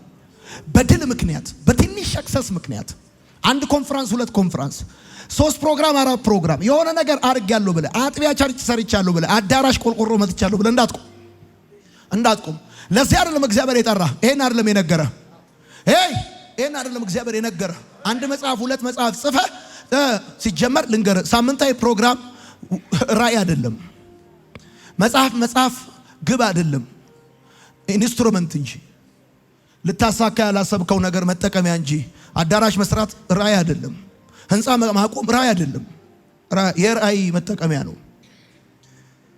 የመጨረሻ እንዳትቆም ነግሬሃለሁ። ምክንያቱም እነዚህን አሁን የምነግርህ ነገሮች ስማ፣ ከዛ እንጨርሳለን። እንዳትቆም ነግሬሃለሁ። ከስም በላይ በራእይ እመን። አጠገባችሁ ያለው ሰው ንቁትና ከስም በላይ በራእይ እመን በሉት። ይሄን ነገር ተናግሬ ጨርሳለሁ። አንደኛ እንዳትቆም፣ ምክንያቱም ባንተ እየተጠቀሙ ያሉ ብዙ ሰዎች አሉ። ባንተ ምክንያት ህይወታቸው እየተለወጠ ያለ፣ እየተጽናኑ ያሉ፣ እየተባረኩ ያሉ፣ ወጥተው እየገቡ ያሉ፣ በልተው እያደሩ ያሉ ብዙ ሰዎች አሉ። እኔ አንዱ ማልቆምበት ምክንያት አንዱ ይሄ ነው። ይገርማል። በእኔ ምክንያት እየተባረኩ እየተጠቀሙ ያሉ ብዙ ሰዎች አሉ። እየተጽናኑ ያሉ ብዙ ሰዎች አሉ። እንዳትቆም። ባንተ ምክንያት እየተጠቀሙ ያሉ ብዙ ሰዎች አሉ። ሁለተኛ ወደ ትልቁ ክብር ልትገባ የቀረ ትንሽ ሊሆን ስለሚችል እንዳትቆም። ትንሽ ነው የቀረ፣ እመነኝ። ከመጣበት ይልቅ የቀረ በጣም ጥቂት ነው። ይገርማል። ከባዱ ሲዝን አልፈዋል። የቀረው በጣም ቀላል ነው። ከዚህ በኋላ የቀረው በጣም ቀላል ነው። ከባዱ መጀመር ነው። እውነቴን ነው የምነግርህ። ከባዱ መጀመር ነው። ጀምረሃል፣ ደፍረሃል፣ ይዘሃል፣ ነክተሃል። እንዳታቆም። ሶስተኛው እንዳታቆም ነግሬሃለሁ። ምክንያቱም ስኬት ፕሮግራም ሳይሆን ሌጋሲ ነው። ስኬት ትተህ የምታልፈው አሻራ ነው እንጂ የምታዘጋጀው ብዙ ሰዎች የሚገኙበት ትልልቅ ፕሮግራም አይደለም። እንዳትቆም። አራተኛው እንዳትቆም፣ ታማኝነትህ እግዚአብሔርን ያስደስተዋል። እንዳትቆም። በጊዜውም ያለ ጊዜውም፣ በከፍታም በዝቅታም፣ በተቀባይነትም በተቃውሞ መካከል ሎያል መሆን፣ ታማኝነትህ እግዚአብሔር ያስደስተዋል። እግዚአብሔር ካውንት ያደርጋል፣ ይይዛል፣ ይጽፋል። አምስተኛ እስከ ዛሬ ከሰራኸው ስራ ይልቅ በመቆም የምታበላሸው ነገር ይበልጣል። እንዳትቆም። ስድስተኛ ዓለም አሁንም ትፈልጋለች፣ እግዚአብሔር አሁንም ይፈልጋል። እንዳትቆም። አንተን የሚፈልጉ ሰዎች አሉ። የማይፈልጉ ሰዎች እንዳሉ ሁሉ አንተን ደግሞ የሚፈልጉ ሰዎች አሉ። ሲሰሙ ደስ የሚላቸው ሰዎች አሉ። የሚጽናኑ የሚበረቱ ሰዎች አሉ። እንዳትቆም። ዓለም ይፈልጋል፣ እግዚአብሔር ይፈልጋል። አንተ ትርፍ ሰው ብትሆን ኖሮ፣ በሌላ ሰው ቦታ በጉድለት የተፈጠርክ ብትሆን ኖሮ እግዚአብሔር አይፈጥርህም ነበር። እመነኝ። በአንተ ብቻ የሚሰራ ስራ አለ። ሰባተኛውና የመጨረሻው ህይወት ያለ ራእይ አሰልቺ ነው የሚሆንብህ። እንዳታቆም። ቀኑ መሽቶ የነጋልህ ግን የምትልበት ራእይ ውስጥ ስላለ ነው። እውነቴን ነው የምነግርህ። እንዳበደ ውሻ ምላስ ነው የሚንዘላዘልብህ ህይወት ያለ ራእይ። እንደው ዝም ብሎ የማይረባ እድሜ ነው የሚሆንብህ። እነግርሃለሁ። ህይወት ያለ ራእይ አሰልቺና በጣም አሰልቺና አድካሚ ይሆንባል። ለምሳሌ ልንገርህ። መቼ መሽቶ መቼ እንደነጋ የማይታወቅህ እኮ አንተ የሚያሮጥህ ውስጥን የሚበላ የሚያሳስብህ በጣም ከሌላው ሰው ይልቅ እንቅልፍ የሚነሳ ነገር ስላለው አለበለዛ ህይወት እየበሉ እየጠጡ መተኛትና መነሳት ሲሆንብህ አትችለውም። ከፍ አድርግ። ሙሴን ቀይ ባህር ካላቆመው፣ ኢያሱን ኢያሪኮ ካላቆመው፣ ዮርዳኖስ ኤልያስና ኤልሳን ካላቆማቸው፣ ከቤቴል ተነስተው ኢያሪኮ ከደረሱ በጌታ በኢየሱስም ከዚህ ዓመት ጀምሮ ወደ ህልም ትደርሳለህ። ጩና በደንብ አድርገ አሜን በል። ከ2018 ዓመተ ምህረት ጀምሮ ራእይ ትክክለኛ ቅርጽና መልክ የሚይዝበት ጊዜ ይሆናል። በደንብ ጩና አሜን በል። በጌታ በኢየሱስ ክርስቶስ በእናት ማዕፀን አጥንት እንደሚዋደድ ልክ እንደዚህ በጌታ በኢየሱስ ክርስቶስ ቀጣይ ዘመኖችን የምትራመድበት ቦልድነስ እግዚአብሔር በመንፈሱ አማካኝነት ይሰጣል። በጌታ በኢየሱስ ስም ጸልይልሃለሁ። ጥቂቱ ነገር ትንሹ ነገር በአንተ የተጀመረው ነገር እስከ ፍጻሜው እስከሚደርስ ድረስ የማያስቆም የእግዚአብሔር ክብር በአንተ ላይ ይሆናል። በአንተ ያለውን ራእይ አነሳሳለሁ፣ ቀሰቅሳለሁ። በጌታ በኢየሱስ ስም አበረታታለሁ። ለሀገር የሚጠቅም ለትውልድ የሚተርፍ በጌታ በኢየሱስ ስም ለሺዎች እረፍት ምክንያት የሆነ በጌታ በኢየሱስ ክርስቶስ ስም እኔ ጸልይልሃለሁ። በወሬ ምክንያት አትቆምም። በችግር ምክንያት አትቆምም። ወደ ኋላ አትመለስም። እግዚአብሔር ከገዳዮች ያስጥልሃል፣ ከጠላቶች ያስመልጥሃል። በጌታ በኢየሱስ ስም በልጆች ፊት አንገት አትደፋም። እኔ ዛሬ ጸልይ ለእግዚአብሔር በእኔ ውስጥ ራእይ አለው ዓላማ አለው የሚል ሰው እጁን ያንሳና ከኔ ጋር ይጸልይ። አልቆምም በልና ጸልይ። አልቆምም። ማይ ጋድ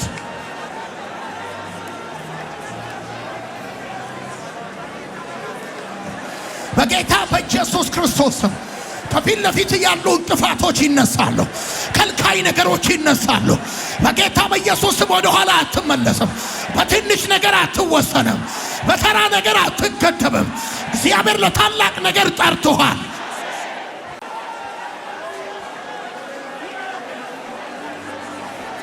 በጌታ በኢየሱስ ዮሴፍን ወንድሞቹ እንዳላቆሙት፣ ጨካኞቹ እንዳላቆሙት፣ ክፉ ሴት እንዳላቆመችው፣ እስር ቤት እንዳላቆመው በጌታ በኢየሱስ አትቆምም። ካሰብክበት ትደርሳለህ። ህልምህን ይሆናል። ዓላማህን ይሆናል። ራእይህን ይሆናል።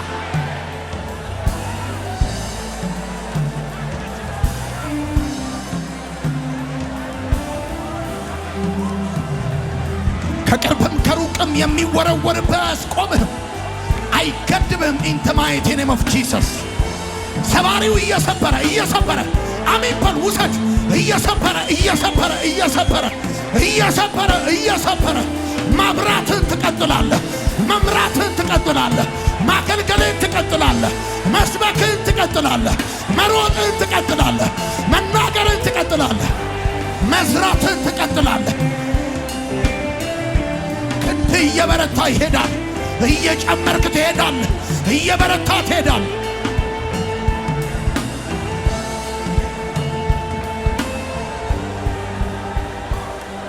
ከፋር እጆቻችሁን እኔ ጸልያለሁ። እናንተ አሜን በሉ። በጌታ በኢየሱስ ክርስቶስ ስም ጸልያለሁ። መምራትን ትቀጥላለህ። ማብራትን ትቀጥላለህ። አንተ የገባበት ሰፈር ጨለማው ብርሃን ይሆናል። አይቻልም ይቻላል ይሆናል። ሞት በሕይወት ይቀየራል። መስበክን ትቀጥላለህ። መጻፍን ትቀጥላለህ። ራእይ ማየትን ትቀጥላለህ። መዘመርን ትቀጥላለህ። ማስተማርን ትቀጥላለህ። በጌታ በኢየሱስ ስም ትገለጣለህ። እግዚአብሔር አሳልፎ ይሰጥሃል።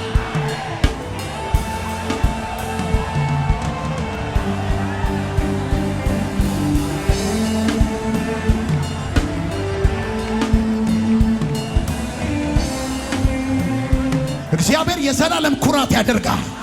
ጩና አሜን በለኝ። የትውልድ ሁሉ ደስታ ያደርጋል። የትውልድ ሁሉ ደስታ ያደርጋል። ዘመን ተሻጋሪ ክብር ባንተ ላይ ይገለጣል። የዘላለም ኩራት ያደርጋል።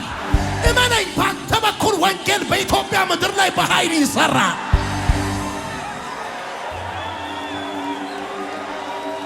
የማይታየውን ማየት ከቻልክ የማይቻለውን ማድረግ ትችላለህ።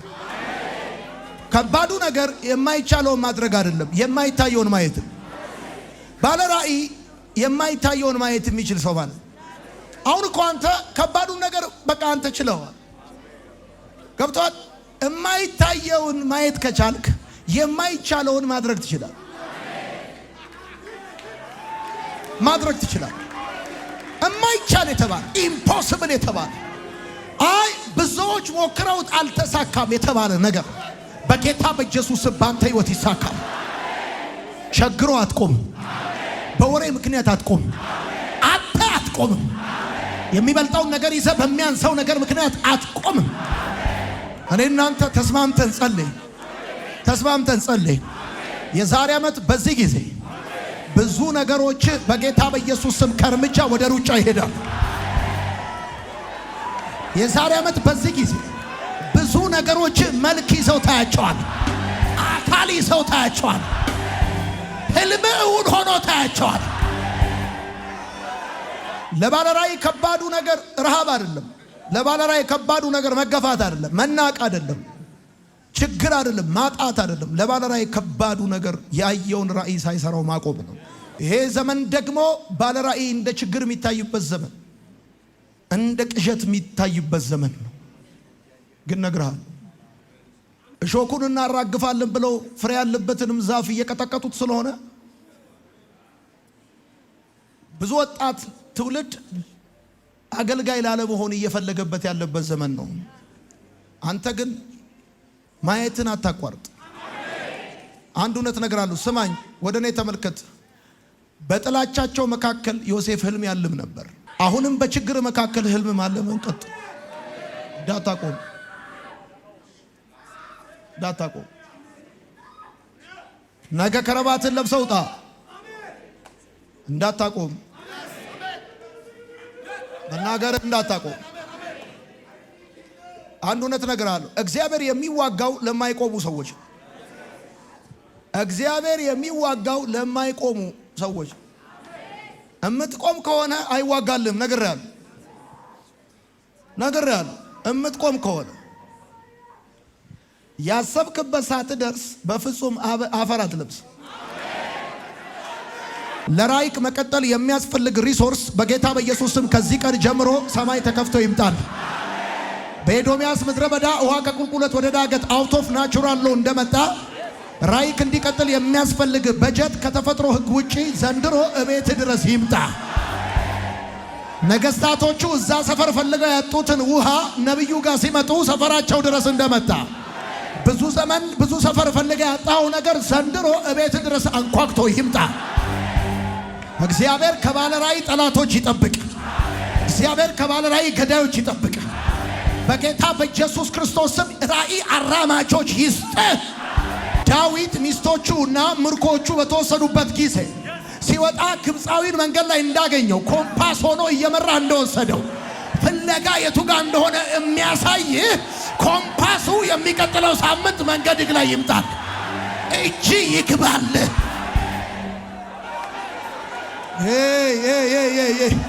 ራይት ሰዎች፣ ትክክለኛ ሰዎች፣ እውነተኛ ሰዎች ራእይ የሚያጨናግፉ ሳይሆኑ ውስጥ ያለውን ነገር የሚያዋልዱ የሚያራምዱ ከእግዚአብሔር ዘንድ የሆኑ ጽንስህን የሚያንቀሳቅሱ በጌታ በኢየሱስ ስም ወደ አንተ ይመጡልሃል። ጩሁና በደንብ አድርገህ አሜን በል።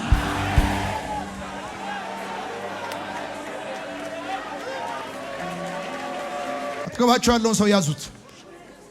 ይሁኝ ወደ እኔ እንደዚህ በሉት። በወሬ ምክንያት እንዳትቆም፣ በፍርሃት ምክንያት እንዳትቆም። ፈሪ 1000 ጊዜ ይሞታል በሉት። ደፋር ግን አንድ ጊዜ ይሞታል። ፈርተህ እንዳትቆም በሉት። ውጤት በማጣት ምክንያት እንዳትቆም በሉት። አየህ ገብቷል አይደል? ማወራው ውጤት አጥቻለሁ ብለህ እንዳትቆም፣ አልሰሙኝም ብለህ እንዳትቆም፣ እንደማስበው አልሆነም ብለህ እንዳትቆም። ዘማሪ ከሆንክ ይሄኛው ሲዲ አልተሰማም ብለህ እንዳትቆም፣ ሰባኪም ከሆንክ አልተደመጥኩም ብለህ እንዳትቆም። እያየ ነገረው በምቾት ምክንያት እንዳትቆም በሉት። ከሰይጣን በላይ በሉት፣ ንገሩት። የባለ ራእይ ጠላት ምቾት ነው በሉት። ኮንፈርትን እንዳትወድ በሉት። መከፈል ያለበትን ዋጋ ክፈል በሉት። መስዋዕትነት ክፈል በሉት። ንገሩት። እግዚአብሔር ህልምህን ይሰጣል በሉት።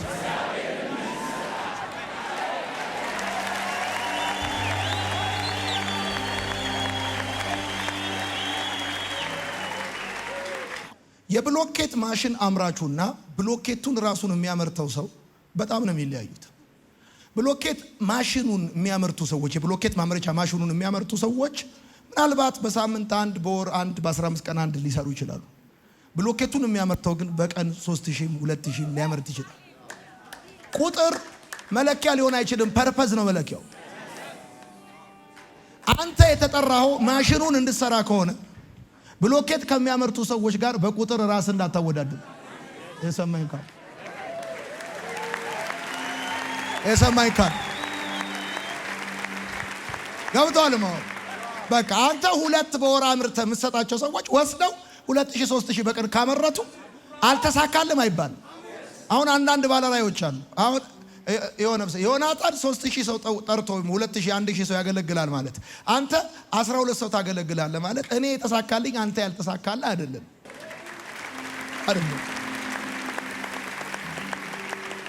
ምናልባት እግዚአብሔር አሳልፎ በእጅ የሰጠ ጳውሎስን ሊሆን ይችላል። አንተ እጅ ላይ እየተሰራ ያለው ሰውዬ ጃይንት ሊሆን ይችላል። ራስን ከሰው ጋር እንዳታወዳድር፣ በፍጹም እንዳታነጻጽ። ትልልቅ ነገር እግዚአብሔር ባንተ ይሰራል። ወዳቸዋል። ከኔ እንድትማሩ ፈልገው ነገር ቢኖር በዋነኛነት የተመታውበት ቦታ በመቆም አላምንም። ቀብሬ እላለሁ። አደራችሁን፣ ምናልባት እዚህም ካላችሁ ስሞት የምታገኙኝ ሰዎች ካላችሁ የተመታውበት ቦታ አልቀበር፣ ተጠግቼ ነው የምቀበረው እንጂ እዛ ጋር ተመትቼ እዛ ጋር አልሞትም። እመነኝ፣ እዚህ ጋር ይቼ እዚህ ጋር አልቀበርም። ተጠግቼ አንድም ስቴፕ ቢሆን ጠጋ ብዬ እንጂ እንዳትጠራጠር። እግዚአብሔር በሰጠ ራእይ እመን። አሁን ብዙዎቻችሁ ሰው አይደለም ያልተቀበላችሁ፣ ራሳችሁ ናችሁ ራሳችሁን ያልተቀበላችሁት።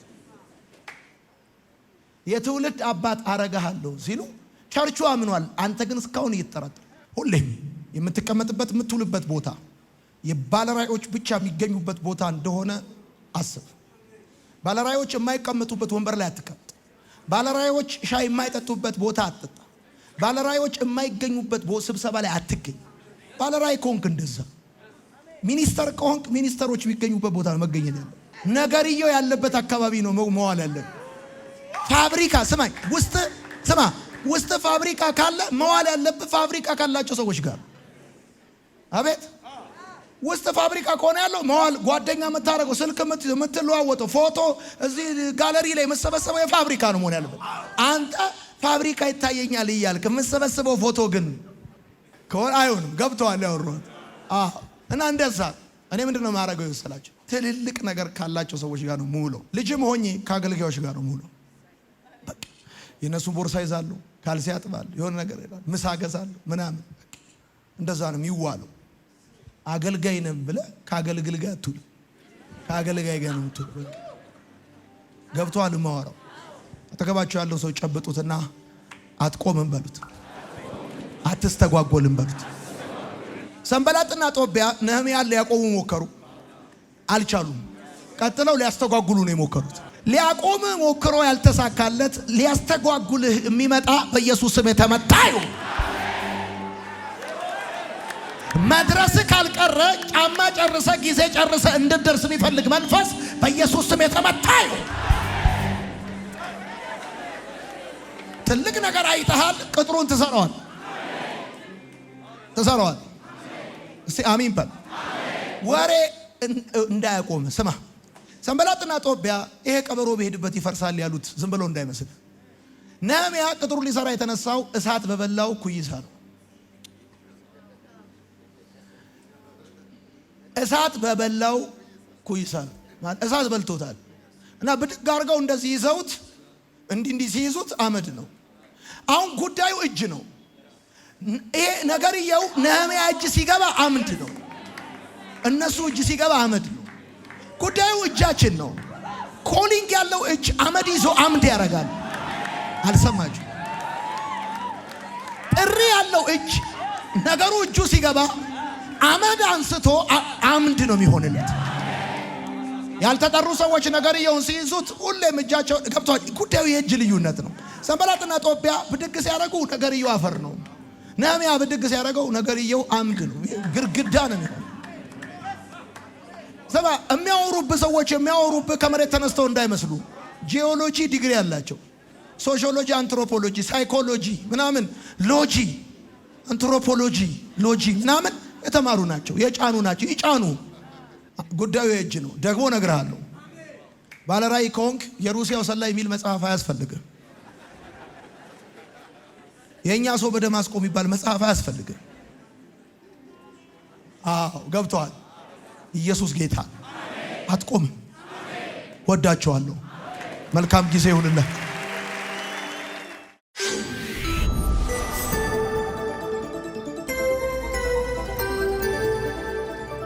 ወንጌል ይለውጣል።